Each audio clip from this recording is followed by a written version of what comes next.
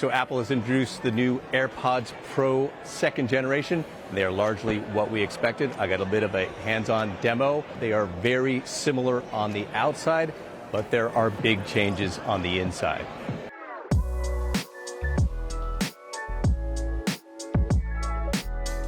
So on the inside, at least, the key difference is that these are powered by Apple's new H2 chip that allows for a lot more processing power and also is more energy efficient.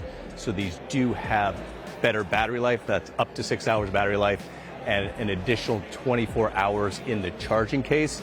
That chip also combined with new low distortion drivers, that allows for better sound quality, more definition in the bass, and overall better clarity, a little bit richer sound. And on top of that, better noise canceling. Apple says up to double the noise canceling as the previous generation. On the outside, there are some small changes.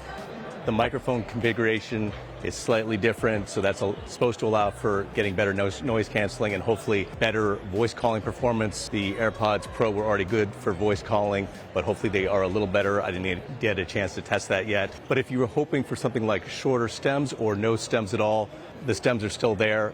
There are some changes to the pinch controls. Those are still there, but there's a new swipe control for volume. That's a touch control on the same area where the pinch controls are. So that's new. So there are volume controls for these. And that's something that a lot of people have been waiting for. I did get a chance to try out the noise canceling, and it does seem to be better. It was a noisy room.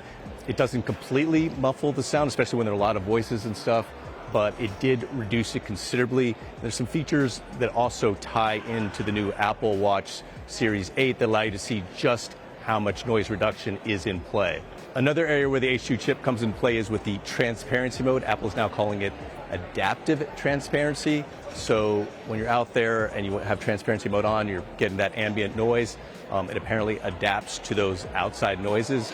The transparency mode on the original AirPods Pro was very good, sounded very natural, so we're hoping that this transparency mode is even better. Apple is also talking about personalized spatial audio. That's a new feature. The original AirPods Pro had spatial audio as well as the AirPods 3, and now these have a enhanced version of that that's supposed to be more tailored to your ears.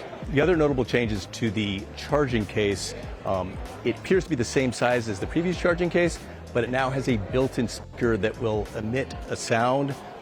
That really comes into play with the Find My feature, the precision Find My feature.